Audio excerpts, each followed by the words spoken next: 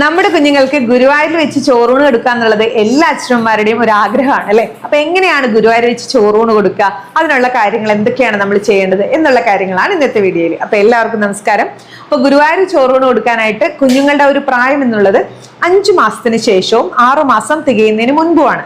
അപ്പൊ അതിന് വേണ്ടിയിട്ട് നമ്മൾ ഒരു 100 രൂപയുടെ റെസിപ്റ്റ് ദേവസ്വത്തിൽ അടച്ചാൽ മതി കേട്ടോ. അത് കൂടാതെ തന്നെ നമുക്ക് ഫോട്ടോസിന് വേണ്ടിയിട്ട് അകത്ത് ക്യാമറ അലൗഡ് അല്ല. ചോറൂണിന്റെ ഫോട്ടോസ് ദേവസ്വത്തിൽ നിന്ന് എടുത്തു തരും. അതൊരു 5 ഫോട്ടോയ്ക്ക് 100 രൂപ അടച്ചാൽ മതി.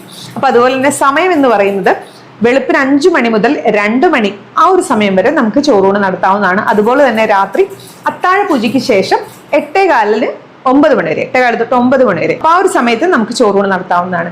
അപ്പൊ കുഞ്ഞുങ്ങൾ അതുവരെ അമ്മിഞ്ഞപ്പാൽ മാത്രമേ രുചിച്ചിട്ടുള്ളൂ. അപ്പൊ അതുകൊണ്ട് തന്നെ കുഞ്ഞുങ്ങൾ ഈശ്വര തുല്യരായിട്ടാണ് കാണുന്നത്. അപ്പോ നമുക്ക് ഭഗവാനെ അകത്ത് കയറി തൊഴാൻ ആദ്യം സാധിക്കില്ല. ചോറൂണിന് ശേഷമാണ് അകത്ത് കയറി തൊഴാൻ സാധിക്കുകയും അതുപോലെ ചന്ദനമൊക്കെ തൊടിക്കാൻ സാധിക്കും. അപ്പൊ ചോറൂണ് നടത്തുന്നത് എങ്ങനെയാണെന്ന് വെച്ചാൽ ചോറൂണിന്റെ ഹാളിൽ കൊണ്ടുപോയിട്ട് അച്ഛന്റെയോ അമ്മയുടെയോ മടിയിൽ കുഞ്ഞിനെ ഇരുത്തുന്നു. അതിനുശേഷം ഒരു കോയ്മ നമ്മുടെ ഒപ്പം ഉണ്ടാവും. കോയ്മ എന്ന് പറയുന്നത് തിരുമേനി ആണ്. അപ്പൊ പറഞ്ഞു തരാൻ വേണ്ടിയിട്ടൊക്കെ അപ്പൊ അദ്ദേഹം പറയും. അപ്പൊ ആദ്യം നമ്മൾ 3 വട്ടം കുഞ്ഞിന്റെ പേര് 2 ചെവിയിലുമായിട്ട് അച്ഛന്റെ മടിയിലാണെങ്കിൽ അച്ഛൻ ഇരുത്തി പറയാന്നുള്ളതാണ്. അതിനുശേഷം ഭഗവാന്റെ തീർത്ഥം ആദ്യം തന്നെ കുഞ്ഞിനെ കൊടുക്കും, ചന്ദനം തൊടിക്കും. അതിനുശേഷം നാക്കിലയില് ഭഗവാന്റെ നെയ്തിച്ചോറ്, നെയ്പായസം, കദളിപ്പഴം ഒക്കെ ഉണ്ടാവും. അതുകൂടാതെ തന്നെ മോരുകറി, ഓലൻ, ഉപ്പ്, പപ്പടം അങ്ങനെയുള്ള കറികളും എല്ലാം ഉണ്ടാവും.